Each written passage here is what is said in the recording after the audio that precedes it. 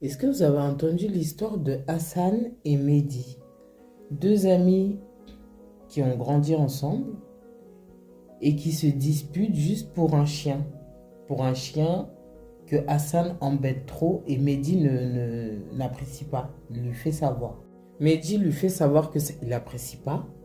Ça finit en bagarre parce que Hassan, c'est quelqu'un qui a un tempérament chaud. Il lâche pas l'affaire. Il s'embrouille, il se bagarre.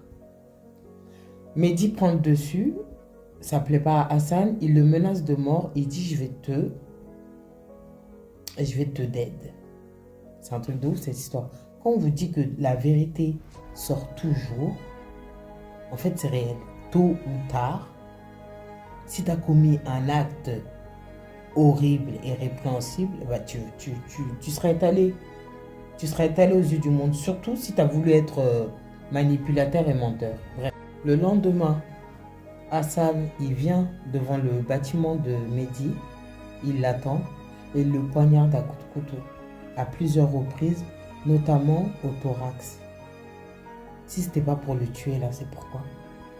C'est un truc de malade. Comment tu peux assassiner quelqu'un de sang-froid juste parce qu'il t'a fait savoir que il voulait pas que tu le tracasses plus que ça, que tu l'embêtes? C'est que ce gars-là, il en voulait déjà à Mehdi depuis longtemps. Je peux pas concevoir ça autrement. Il s'enfuit. On voit des images de lui dans le métro. Le surlendemain, le gars, il s'est retrouvé au Maroc. Je ne sais pas comment il a fait. Son père c'était un ancien membre d'État. Son père était haut fonctionnaire d'État. Et un jour, son frère, le frère d'Hassan, se rend au commissariat avec un faux acte de décès disant qu'il était mort, qu'il avait mis fin à ses jours. Sachant que c'était pas vrai. Toute la famille était complice. Tout le monde est passé au commissariat et a dit que oui, il était dead. Ils ont même fait semblant d'aller au Maroc pour assister aux obsèques.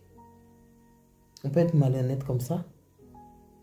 Que tu sois avec ta personne, un membre de ta famille, même dans le mauvais, ok, tu le soutiens. Mais jusqu'à être complice carrément d'un faux décès. Décès. Je ne sais même pas parler. C'est dingue. Donc il a été arrêté en mai 2024, récemment, parce qu'il a eu une échauffourée avec quelqu'un.